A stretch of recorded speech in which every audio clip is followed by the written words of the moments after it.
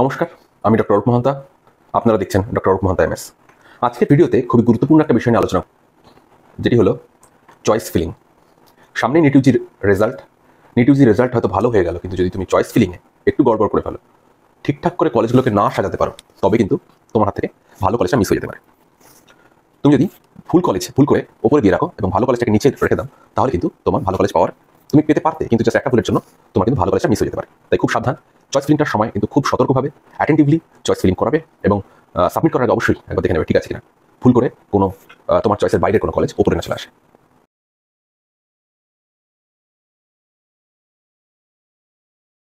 প্রথমেই বলি চয়েস ফিলিংটা কি। চয়েস ফিলিং হলো তুমি প্রথমে পরপর কলেজগুলোকে সাজাবে। মানে কি করবে, তুমি হয়তো প্রথমে রাখলে মেডিকেল কলেজ, তারপরে রাখলে আরজিকর, এনআরএস, এরকম করে পরপর যতগুলো আমাদের কলেজ আছে সমস্ত কলেজগুলোকে নিজের চয়েস অনুযায়ী পরপর রাখবে। যদি তুমি মুর্শিদাবাদের ছেলে হয়, অবশ্যই তুমি কলকাতা হয়তো আসতে চাইবে না, তাহলে তোমার প্রথম চয়েস হয়তো হতে পারে মুর্শিদাবাদ। তুমি যদি পুরুলিয়ার ছেলে হয়, বাড়ির কাছেই পড়াশোনা করতে, পুরুলিয়া মেডিকেল কলেজে তুমি পড়তেই পারো, তাহলে তোমার প্রথম চয়েস হবে পুরুলিয়া। প্রথমে যে চয়েসটা থাকবে সেটাই তুমি কিন্তু প্রথম লক হবে তোমার জন্য। সব থেকে বেশি হয়তো তোমার কল্যাণ মেডিকেল কলেজে পড়ার ইচ্ছে, কিন্তু তুমি ভুল করে প্রথম চয়েসটা দিয়ে দিলে medical college Kolkata, second choice দিলে তুমি কল্যাণ মেডিকেল কলেজ, তাহলে কিন্তু তুমি হয়তো কলকাতা মেডিকেল কলেজ পেয়ে গেলে, কিন্তু কল্যাণ মেডিকেল কলেজ পেলে না। চয়েস ফিলিংয়ের সময় তোমরা পরপর যে কলেজগুলো চুজ করবে, তোমাদের জন্য কিন্তু র্যাঙ্ক ওয়াইজ পরপর সেই কলেজগুলো লক হতে থাকবে। প্রথম চয়েসে হয়তো তোমার র্যাঙ্কে হলো না, সেকেন্ড চয়েস তোমার যেটা সেটা কিন্তু লক হবে। যদি সেটাও না হয়, থার্ড চয়েস যেটা সেটা লক হবে। তো চয়েস ফিলিংটা একটা গুরুত্বপূর্ণ বিষয়। রেজাল্ট ভালো হলেও তোমার একটা চয়েস ফিলিংয়ে ভুলের জন্য কিন্তু ভালো কলেজ তোমার হাতছাড়া হয়েও যেতে পারে। তাই খুব সাবধান, ভীষণ অ্যাটেন্টিভলি চয়েস ফিলিংটা কিন্তু করো।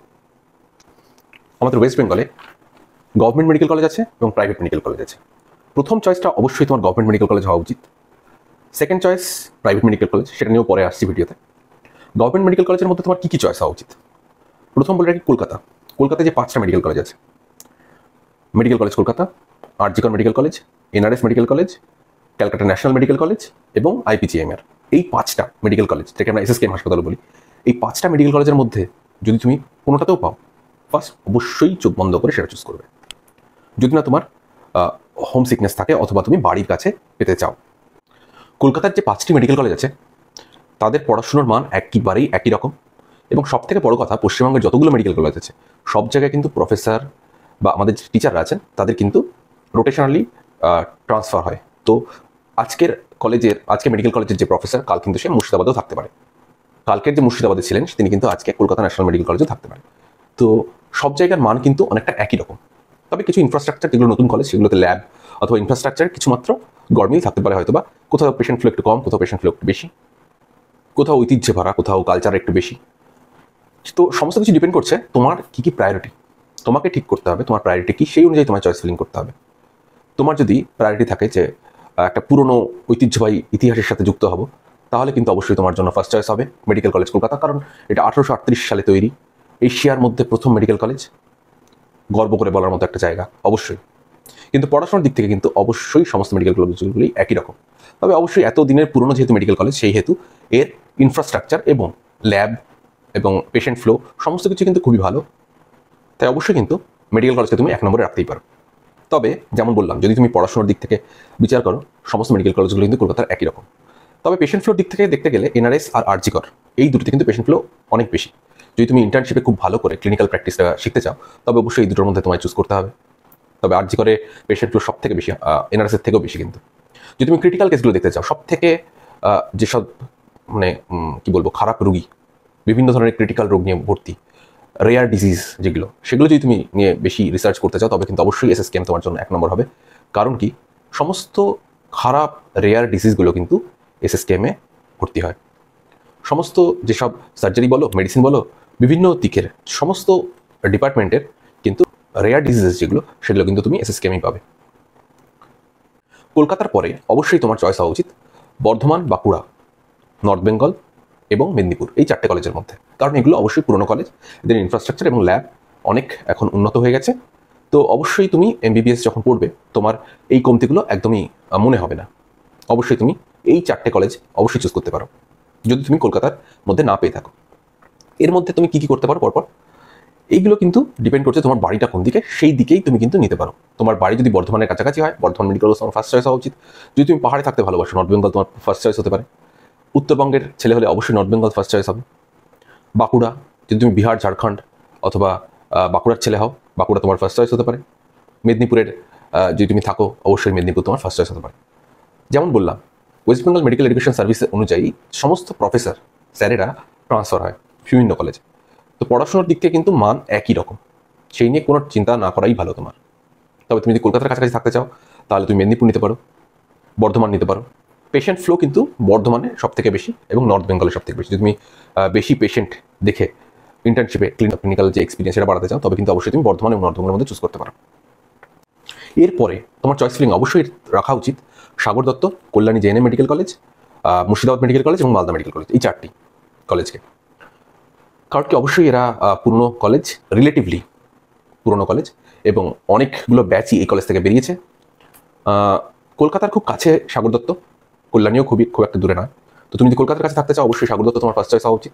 মুর্শিদাবাদ মেডিকেল কলেজ কিন্তু পেশেন্ট ফ্লো খুবই বেশি। আমি নিজেও এসআরশিপের সময় মুর্শিদাবাদ মেডিকেল কলেজে পোস্টেড ছিলাম, তো খুবই ভালো মুর্শিদাবাদ মেডিকেল কলেজ। কলেজ ক্যাম্পাসটিও বিশাল বড়, হস্টেলেও খুবই ভালো। মালদা মেডিকেল কলেজে কিন্তু পেশেন্ট ফ্লো খুবই বেশি, খুবই ভালো। ক্লিনিক্যাল এক্সপিরিয়েন্সের দিক থেকে কিন্তু মালদা, মুর্শিদাবাদ অবশ্যই তোমার আগে প্রেফারেন্স হওয়া উচিত কল্যাণী সাগর দত্তের থেকেও। কল্যাণীতে পেশেন্ট ফ্লো খুব একটা বেশি নয়, এবং সাগর দত্তেও খুব একটা বেশি নয়, কারণ এই কলকাতা খুব কাছে। কলকাতা মেডিকেল কলেজগুলোই পেশেন্টগুলো কিন্তু আগে চয়েস করবে। তো পেশেন্ট ফ্লো অবশ্যই কলকাতা মেডিকেল কলেজগুলোর মধ্যে চলে যাবে। সাগর দত্ত কলকাতার মধ্যেই পড়ে, কিন্তু সাগর দত্তে পেশেন্ট ফ্লো একটু কম। তবে একটা কথা বলার, যদি তুমি পিজি এন্ট্রান্সের জন্যই প্রথম থেকে ভাবতে শুরু করো, তবে কিন্তু তোমার একটুখানি কম হেক্টিক জায়গাগুলোই চুজ করা উচিত। যেমন সাগর দত্ত, কল্যাণী, এইসব কলেজগুলোতে কিন্তু তুমি ইনফ্রাস্ট্রাকচার ভালো পাবে, একটু কম হেক্টিক, ইন্টার্নশিপে তোমার খুব একটা বেশি হেক্টিক যাবেও না, কিন্তু আবার তুমি পিজিতে পড়াশোনারও সময় পাবে। সেই দিকে দেখতে গেলে কিন্তু কলকাতার মেডিকেল কলেজগুলোর আগেও তুমি এদেরকে রাখতে পারো। তোমার চয়েস কীরকম, তোমার প্রায়োরিটি কী, সেগুলোর উপর ডিপেন্ড করছে তোমার কী কী চয়েস ফিলিং হবে। আমি কিন্তু সমস্ত দিকটাই বলে দিচ্ছি। এবারে তুমি নিজের মতো ডিসাইড করে নিয়ে, নিজে একটা খাতা পেন নিয়ে পরপর কোন কোন কলেজকে রাখবে সেটা তুমি তৈরি করে ফেলো। কারণ সামনেই রেজাল্টের পরেই কিন্তু চয়েস ফিলিংটা তোমায় করতে হবে, তো বেশি দেরি করো না। এরপর যে কলেজটির কথা বলবো সেটা হলো ইএসআই জোকা। ইএসআই জোকা কিন্তু কলকাতার মধ্যে অবস্থিত এবং কাজের চাপটাও অনেকটা কম। যদি তুমি পিজি এন্ট্রান্স নিয়ে বেশি চিন্তা করতে থাকো, তবে কিন্তু তুমি এসআই জোকা অবশ্যই ফার্স্ট প্রেফারেন্সে রাখতে পারো। তবে একটা কথা যেটা আমি দেখলাম, বন্ডে কিন্তু এদের লেখা আছে যে 3 বছর তোমাকে সার্ভিস দিতে হবে এবং অথবা 10 লাখ টাকা তোমাকে কিন্তু পে করতে। আমি জানি না এখনো যে বন্ডটা এখানে ফলো করা হয় কি হয় না, আমি জেনে তোমাদেরকে পরের ভিডিওতে জানিয়ে দেবো। কিন্তু এটা কিন্তু আমি ডকুমেন্টসে দেখতে পেলাম, তো অবশ্যই সেদিকটা কিন্তু খেয়াল রেখো। এই কলেজগুলোর পরে, যেগুলো আমি এতক্ষণ ধরে আলোচনা করলাম, এর পরে তুমি কিন্তু তোমার বাড়ির লোকেশন যা, সেখান থেকে যেটা কাছে হবে সেটাই কিন্তু তুমি চুজ করো, সেটাই তোমার জন্য বেটার হবে। যেমন Barasat medical college, Uluberia medical college, Arambagh, Rampurhat, Coochbehar, Raiganj, Tamralipta medical college একটা খুলেছে, আরও রায়গঞ্জ মেডিকেল কলেজে বললাম, আরও খুলেছে Jalpaiguri medical college, Jhargram medical college. এইগুলো কিন্তু তোমার বাড়ির যেখানে তার অবশ্যই কাছাকাছি হলে অবশ্যই নিতে পারো।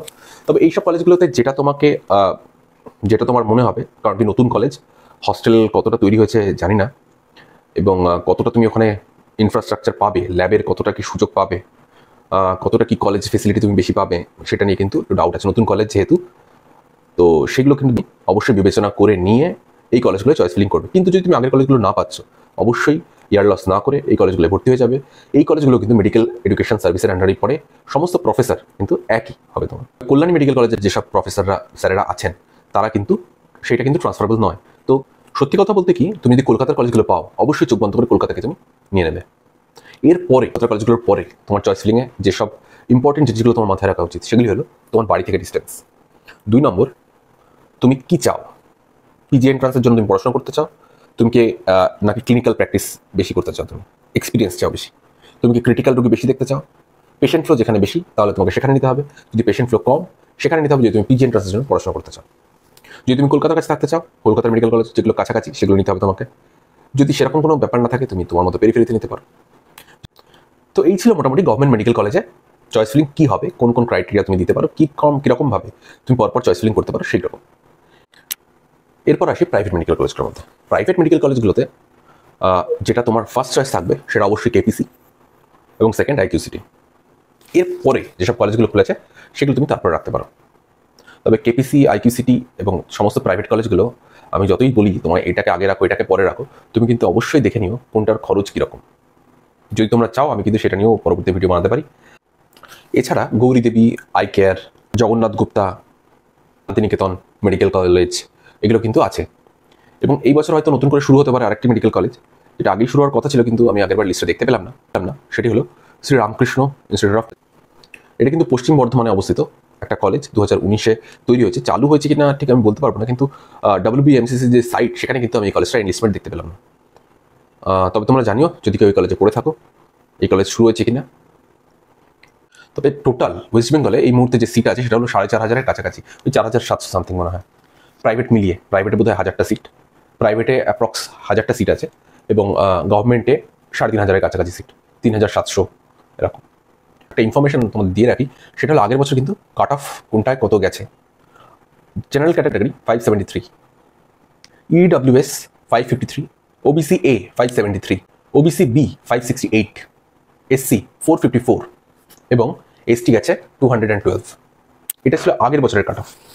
এই বছরের কাট অফটাও কিন্তু এর কাছাকাছি থাকবে, 10-12 নাম্বারের এদিক ওদিক হবে হয়তো। তো সবাই নিজের মতো করে চয়েস ফিলিংটা রেডি করে ফেলো এবং রেজাল্টের জন্য তোমাদের শুভকামনা করি। আশা করি সবাই সফল হবে। নমস্কার।